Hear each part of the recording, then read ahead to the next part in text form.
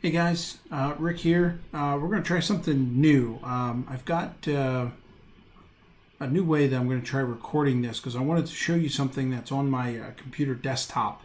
So I'm using OSB for the first time, and I think I got it right, but bear with me.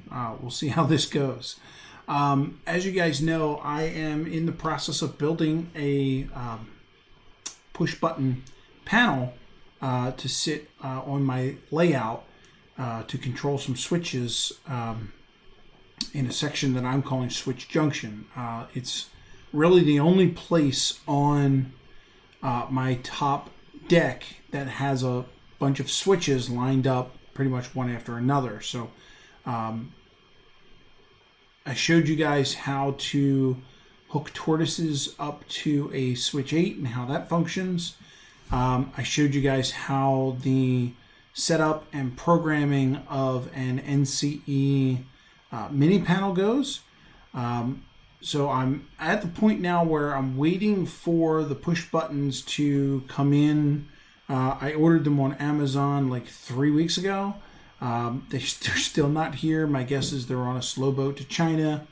And along with all the crisis and everything that's going on, that's probably delaying it also.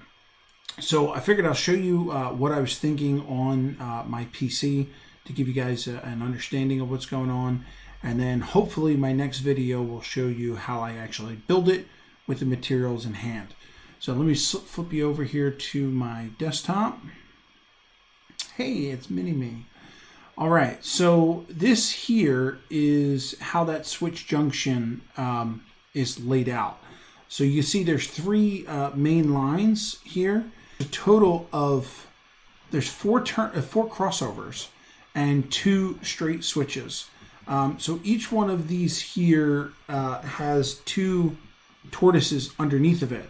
And the way that I wired it, I basically have, so there's, let's do some drawings. So this is your crossover here. And the first turnout goes this way and that way, and the second one comes in like this and this. And underneath there's a tortoise over here, and there's a tortoise over here. So in my on the switch 8, what I did was I took the 2 wires that normally go to pin 1 and pin 8. They go into the switch 8. So let's say, for example, that panel is, say, over there, and there's 2 wires coming from this tortoise going to the switch 8. And then what I did is I just took the pin 1 and pin 8 from here, and I wired that to the tortoise. So technically, this tortoise here has an address of, I believe I gave this one 101. And because the second one is tied into it, they both throw at the same time. There wouldn't ever be a case where I would need to throw one without the other. And that same principle goes for this crossover and this crossover and this crossover. These 2 turnouts down here, again, they're independent, so they'll throw whenever I need them to throw.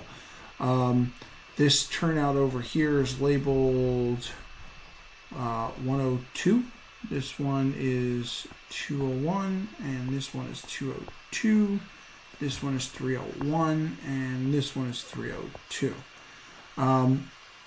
So then I got to thinking, well, how am I going to set up the buttons for these? Because, again, I'm doing push buttons instead of toggle switches. Obviously, this would be a lot easier if I was doing toggle switches, but I never do anything easy. So with a toggle switch, you can program one side to flip the tortoise is one way, and then flip it to the other side and have them switch back. So one toggle switch, momentary toggle switch, can do 2 functions. With a push button, because it's only a single pin, or actually there's 2 pins under there, but they only do one function. You need 2 separate buttons to, one, throw the turnout one way, and then another button to throw the turnout the other way.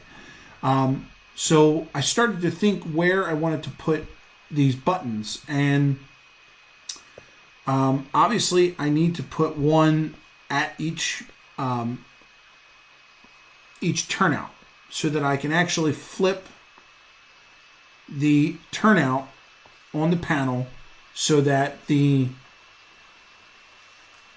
turnout itself will go on the diverging track.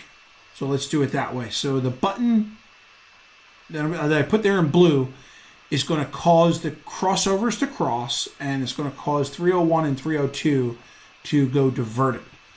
So now, how do I get them back to being straight or not diverted? So then I was thinking, well, I could put a button here, but then if I push that button, it's going to cause both this turnout to go straight and this turnout to go straight. And that would be all fine and dandy. But then when I get down here, if I put a button down here, I'm thinking either I'll get confused or someone else might get confused that this button would control that, when actually this button would control 201 and 202. So then the same thing would come in, well, what do I do for 301 and 302?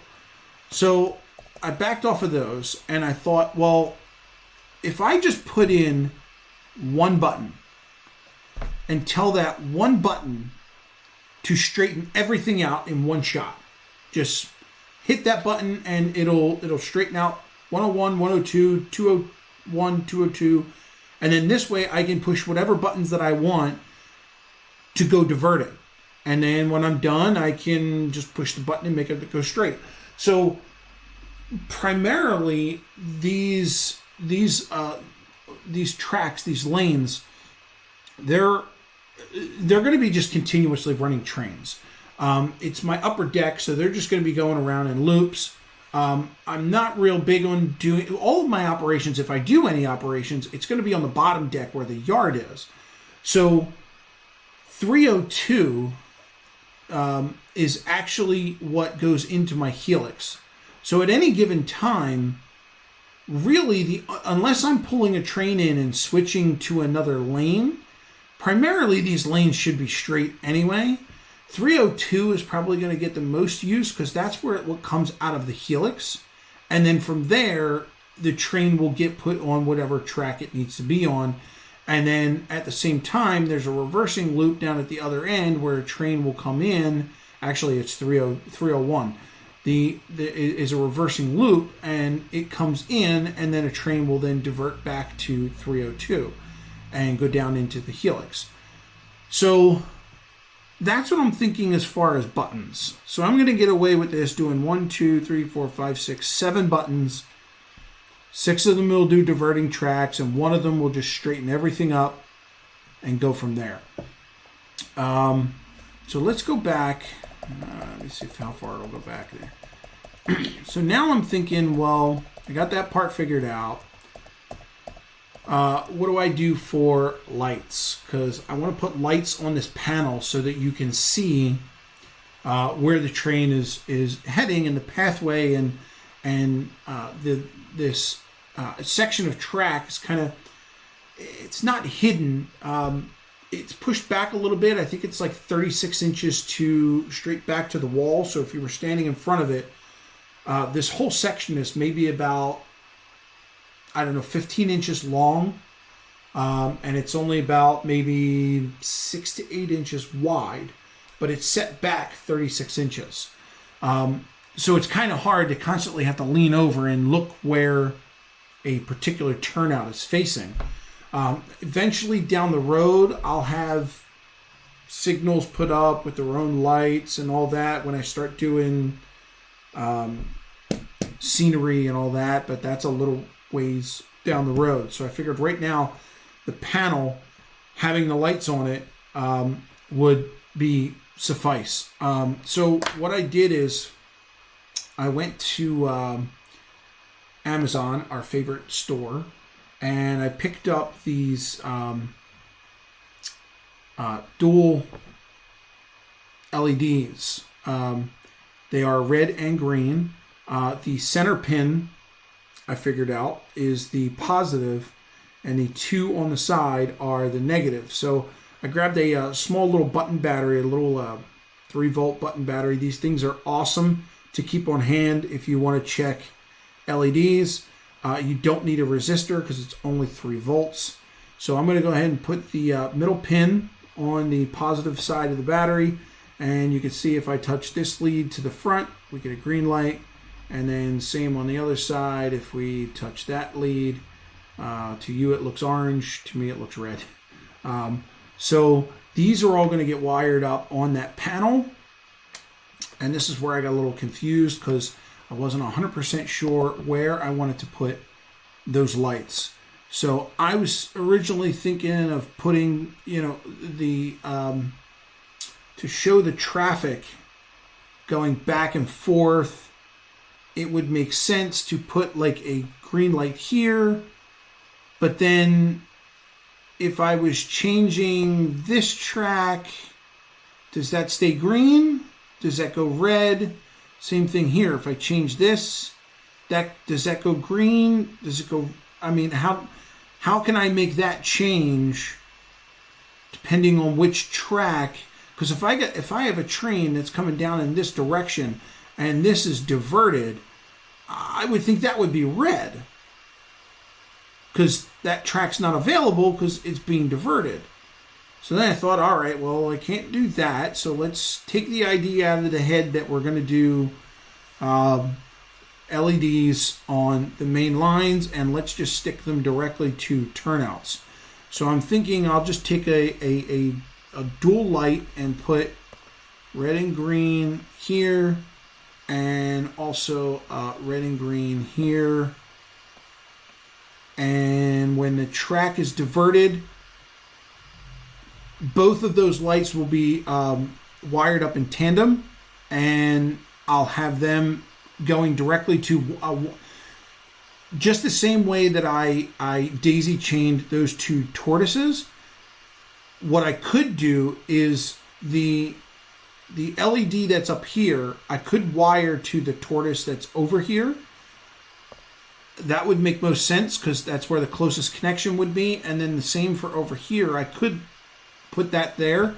But then I thought to myself, if I daisy chain these two together and just used one of the switches that's on the tortoise, that's going to save me a switch over here if I ever need it for the future. So I think that's what I'm going to do. I'll just daisy chain this one onto that one, and then that one onto that one, and then whatever color that's supposed to be, they'll both reflect the same color. So when I throw this particular switch from the button, both of these LEDs will go red, and then I will know that particular track, if I'm coming down there, that's diverted onto that line. The same will go for over here. We'll put a dual LED here, and then you got here also. Let's see these. I'll get the color in hand.